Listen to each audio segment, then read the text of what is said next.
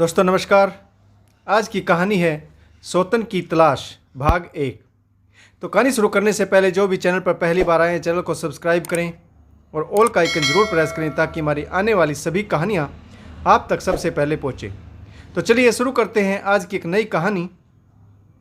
अतीत के कुछ कटु अनुभव जिन्हें व्यक्ति कभी दोहराना नहीं चाहता, परंतु अचानक खिड़की खुलती है, हवा के तेज झोंके से किताब के वो पन्ने जिन्हें पढ़ने से हम हमेशा बचते हैं हमारी आंखों के सामने खुल जाते हैं। ऐसा ही एक दृश्य सरस्वती ग्रुप ऑफ स्टडीज़ की चेयरमैन मालती सचदेवा के सामने था।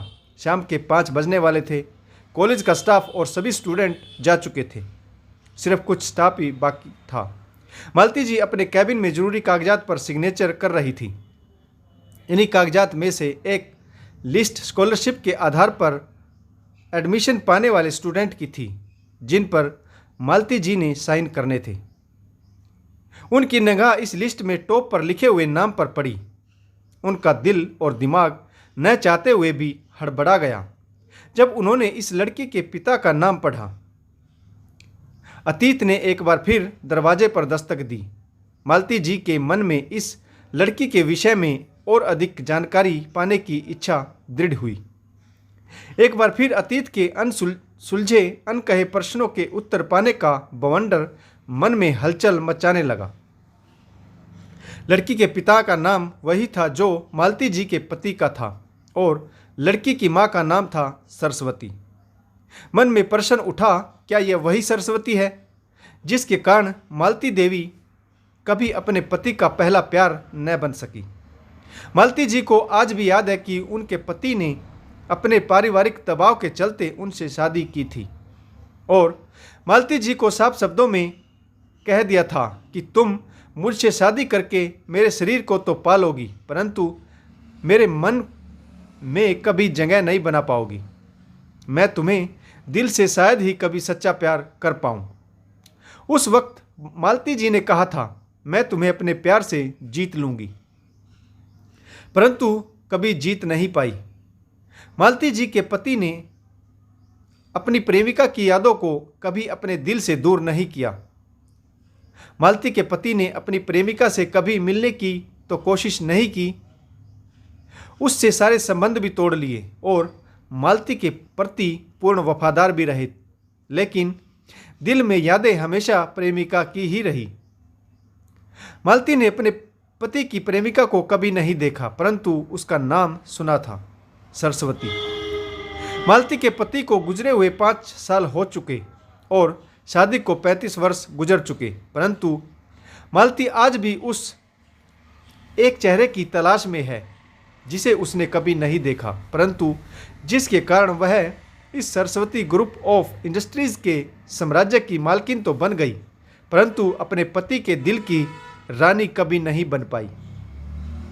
मालती को सरस्वती से कभी ईर्ष्या नहीं हुई क्योंकि उसका पति उससे पूर्ण वफादार था, परंतु दिल पर किसका जोर चलता है। उसके मन में औरत से मिलने की इच्छा हमेशा रही जो उसके पति के दिल की रानी थी। आखिर एक बार देखना और मिलना तो बनता है। लड़की का एडमिशन फार्म देखकर मन में हलचल जोरों पर थी। हो सकता है वह गलत भी हो और यह भी हो सकता है यह लड़की उसके पति का ही अंश हो। मालती जी को आज भी याद है जब उनके पति ने इस स्टडी ग्रुप की नींव रखी थी तो उसका नाम सरस्वती रखने पर घर में कितना बड़ा बखेड़ा खड़ा हुआ था, परंतु वह इस बात को लेकर अड़ गए थे कि उन्होंने शादी तो परिवार वालों की मर्जी से की है, परंतु वे इस स्टडी ग्रुप का नाम सरस्वती स्टडीज़ ग्रुप ही रखेंगे। तब उनकी जिद के सामने सबको झुकना पड़ा था। उन्हें किसी एम्प्लॉय ने बताया था कि वह औरत इस ग्रुप ऑफ स्टडीज़ में मालती के पति से मिलने भी आई थी, परंतु उन्होंने उसको बेइज्जत करते हुए यहाँ से निकाल दिया था। तब उसने बताया था कि वह गर्भवती है, परंतु मालती के पति ने उसकी एक भी नहीं सुनी थी। उन्होंने उसे खूब बुरा भला कहा था, उसके चरित्र पर भी संदेह व्यक्त किया था और ऐसा करने के बाद मालती के पति की हालत बहुत खराब रहने लगी थी। उन्होंने सरस्वती को बेइज्जत करके बुलाने की कोशिश तो की थी, परंतु नाकामयाब रहे।